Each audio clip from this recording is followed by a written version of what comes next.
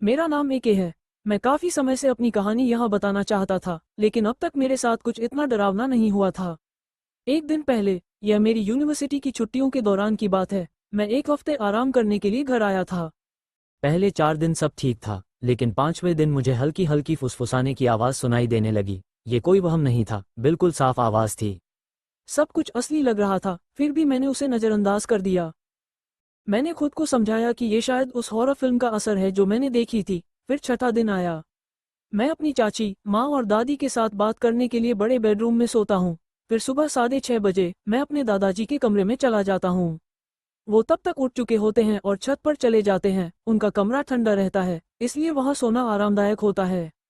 लेकिन उस दिन मैं रात के करीब 3 बजे उठ गया। मैं आधी नींद में था, आंखें बंद थी, तकिया और चादर हाथ में थे। मैंने दोबारा नहीं सोचा। बिना सोचे मैं दादाजी के कमरे की तरफ चल दिया, क्योंकि मुझे घर अच्छे से याद था। जैसे ही मैंने आंखें खोली, मेरा दिल जैसे रुक गया। दादाजी बिस्तर पर सीधे बैठे थे और बस मुझे घूर रहे थे। उनकी आंखें ठंडी और बिल्कुल खाली थी। मैं डर से जम गया। फिर याद आया कि अभी तो रात है। मैंने जबरदस्ती मुस्कुराकर कहा, सॉरी दादाजी। उन्होंने भी बस मेरी तरफ देखकर मुस्कुरा दिया। मैंने जल्दी से दरवाजा बंद किया और वापस मुड़ गया। तभी मुझे उनकी हंसी सुनाई दी, बहुत अजीब, बहुत डरावनी। दादी के कमरे में वापस गया, लेकिन जब मैंने दरवाजा खोला तो मेरी चाची, मेरी माँ और मेरी दादी तीनों मुझे घूर रही थी।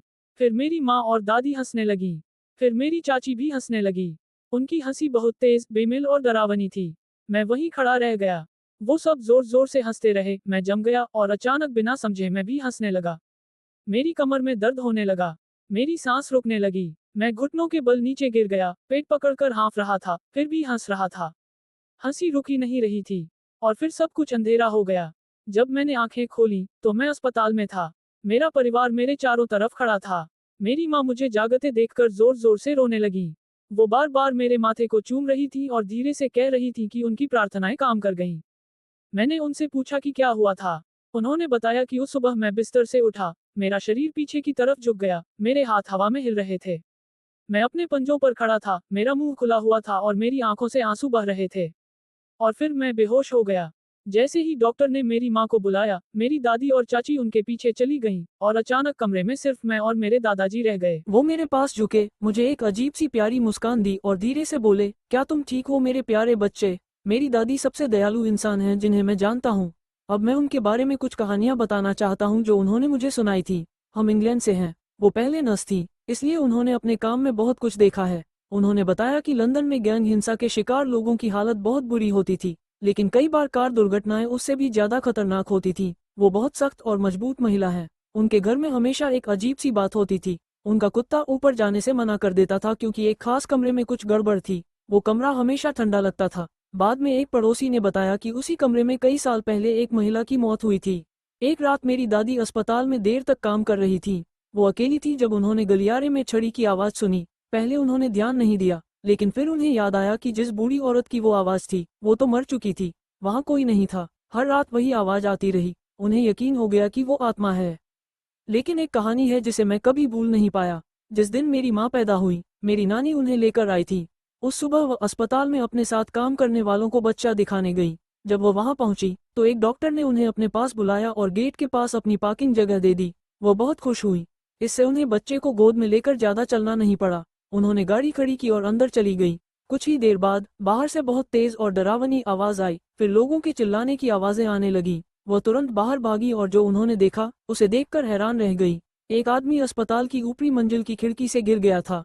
वह सीधे उसी कार पर गिरा जहां वह अक्सर अपनी गाड़ी खड़ी करती थी। वह उनकी ही कार थी। डॉक्टर ने उन्हें अपनी पार्किंग जगह दी थी। अगर उन्होंने अपनी छोटी कार अपनी पुरानी जगह पर खड़ी की होती तो नुकसान बहुत ज्यादा होता, बहुत खतरनाक, जानलेवा। अगर मेरी माँ पीछे की सीट पर होती तो शायद वो बच नहीं पाती। बाद में उन्होंने पूछा कि क्या हुआ था। पता चला कि वह आदमी बिल्कुल ठीक लग रहा था। उसने सुबह कॉफी पी थी, नर्सों से बात की थी और वह बिल्कुल सामान्य दिख रहा था। फिर अचानक, बिना किसी इशारे के, वो खिड़की की तरफ भागा और शीशा तोड़ दिया। मेरी नानी आज भी उस दिन की अपनी किस्मत के बारे में बात करती हैं। नमस्ते, मेरा नाम नेटाइन है और मैं भारत में रहता हूँ। ये घटना मेरे साथ 2013 की गर्मियों में जून महीने में हुई थी। स्कूल की छुट्टियां थी और मैं गांव में अपनी दादी के घर पर रुका हुआ था। घर 3 मंजिला था। मैं वहां अपने परिवार के साथ था। मेरे माता पिता और मेरे दोनों भाई। मेरे पापा एक बड़े परिवार से हैं। उनकी 6 बहनें हैं। नीचे वाली मंजिल पर एक कमरा था जिसे हम स्टोर रूम कहते थे। आमतौर पर वो हमेशा बंद रहता था।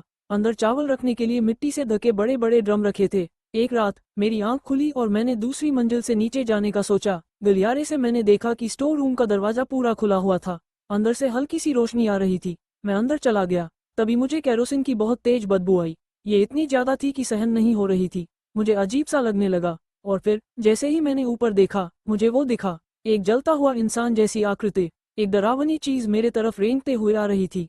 ऐसा लग रहा था जैसे वो पूरी तरह जल रहा हो, जैसे आग लगी हो, लेकिन वो चिल्ला नहीं रहा था, बस खुद को घसीटते हुए आ रहा था। जमीन पर उसके शरीर से आग की लपटें निकल रही थीं। मैं एक पल के लिए बिल्कुल जम गया, फिर जोर से चीखते हुए ऊपर की तरफ भगा। उसी वक्त मुझे पीछे से कुछ गिरने की आवाज सुनाई दी। एक तेज आवाज हुई और अचानक सब कुछ अंधेरा हो गया।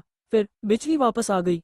मैंने दोबारा देखने के लिए पीछे मुड़कर देखा। स्टोर रूम बिल्कुल वैसा ही था जैसा हमेशा होता था। न कोई आग थी, न कुछ और, न कोई धुआं था। सब कुछ बिल्कुल सामान्य था। मैंने ये बात किसी को नहीं बताई। मैंने जो हुआ उसे भूलने की कोशिश की, और मैंने ऐसा काफी समय तक किया, मार्च 2023 तक, जब मेरी माँ ने मुझे कुछ बताया।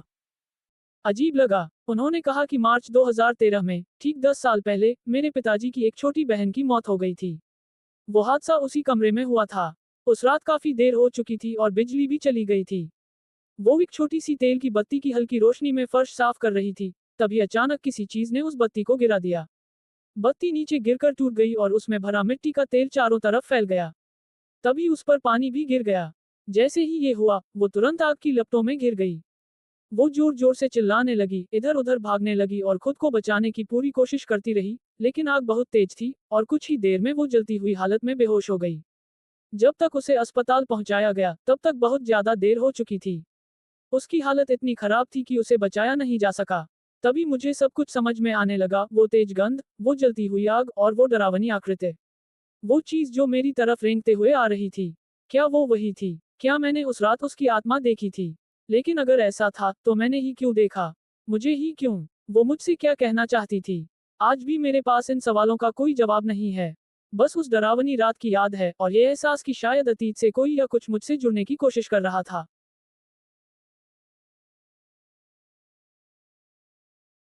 नमस्ते, मेरा नाम ट्रे है। मैं सेंट लुइस का रहने वाला 17 साल का एक लड़का हूँ। लेकिन ये कहानी 3 साल पहले की है, जब मैं सिर्फ 14 साल का था। उस सुबह मैं अपने बड़े भाई के साथ था। चलो, उसे जेसन बुला लेते हैं। तो मैं और मेरा भाई रात करीब 2 बजे घर से चुपके से निकल गए, ताकि हम अपने इलाके के एक खाली पड़े स्कूल को देखने जा सकें। हाँ, मुझे पता है उस समय 2 बच्चों का ऐसे चुपके से बाहर निकलना थोड़ा बेवकूफ़ी भरा लगता है, लेकिन हमने सच में यही किया।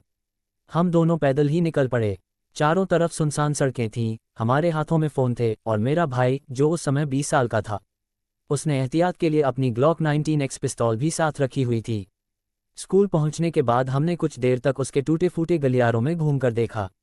फिर हम बैठ गए कुछ खाने के लिए और ऐसे ही जिंदगी और लड़कियों के बारे में बातें करने लगे। लेकिन तभी हमारी बातों के बीच में माहौल में कुछ अजीब सा महसूस हुआ। अचानक एक लंबा सा आदमी कोने से बाहर आया और उसकी मुस्कान देखकर मैं वहीं डर के मारे रुक गया।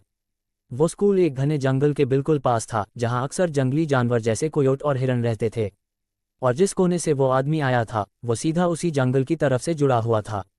वो करीब 6 फुट 4 इंच लंबा था, लगभग 35 साल का होगा, सिर बिल्कुल साफ मुंडा हुआ और अजीब से कपड़े पहने हुए था। वो काले रंग का जंपसूट पहने हुए था। उसके कदम ठीक से नहीं पड़ रहे थे, वो अपना बायां पैर घसीटते हुए चल रहा था, और दूर से ही मुझे उसके पास से शराब की तेज बदबू आ रही थी। मेरे भाई का हाथ धीरे से उसके बैग के अंदर चला गया।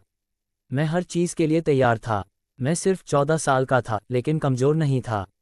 मैं पिछले 6 साल से बॉक्सिंग कर रहा था। मेरा भाई करीब 6 फुट 3 इंच लंबा था। लेकिन उस आदमी की आंखें देखकर ये सब बेकार लगने लगा। उसकी आंखें बिल्कुल खाली और बहुत डरावनी थीं। वो धीरे धीरे लड़खड़ाता हुआ हमारी तरफ आने लगा। उसने अपने हाथ में बोतल उठाई और बोला, कुछ पीना है? उसकी आवाज़ भी लड़खड़ा रही थी। मेरे शरीर का हर हिस्सा मुझे खतरे का एहसास करा रहा था। मेरा पेट अजीब सा हो गया। मेरी रूह तक कांप गई और मेरे भाई ने मेरा कंधा कसकर पकड़ लिया, जैसे उसे भी वही महसूस हो रहा हो। उस आदमी ने कुछ बड़बड़ाया जो हमें ठीक से सुनाई नहीं दिया। जब हमने उसे दोबारा बोलने को कहा, तो वो अजीब सी मुस्कान के साथ बोला, मुझे देखना है कि घास पर तुम्हारा खून कैसा लगेगा। इसके बाद उसने बहुत ही डरावने तरीके से बताना शुरू किया कि वो किसी को कैसे मार सकता है और उसके शरीर के साथ क्या क्या कर सकता है। जंगल में जानवरों को खिलाने की बातें करने लगा। फिर अचानक बिना किसी इशारे के वो जोर से चिल्लाया, इधर आओ तुम लोगों। जैसे ही वो हमारी तरफ तेजी से बढ़ा, हमारे अंदर का डर और रिएक्शन तुरंत जाग गया। मैं थोड़ा पीछे हटा और खुद को संभाल लिया, और मैंने अपनी मुट्ठी सीधे उसकी नाक पर दे मारी। उसकी नाक से तुरंत खून बहने लगा और वो आदमी लड़खड़ा गया। उसी समय मेरे भाई ने अपनी बंदूक निकाल ली और सीधा उसके चेहरे पर तान दी और दांत भींचकर बोला, जरा भी मत हिलना। वो आदमी फिर भी हंसने लगा, उसके चेहरे से खून टपक रहा था। उसकी शक्ल देखकर ऐसा लग रहा था जैसे वो कह रहा हो, मैं तुम्हें और तुम्हारे भाई को मार डालूंगा। इससे पहले कि वो कुछ और करता, मुझे बहुत गुस्सा आ गया और मैंने उसे मारना शुरू कर दिया। मैं बार बार उसे घूंसे मारते हुए चिल्ला रहा था, हमसे दूर हो जा। तभी अचानक दूर से चमकती लाइट्स दिखाई दी, पुलिस आ गई थी। पास के किसी आदमी ने हमारी आवाज़ें सुन ली थीं और पुलिस को बुला लिया था।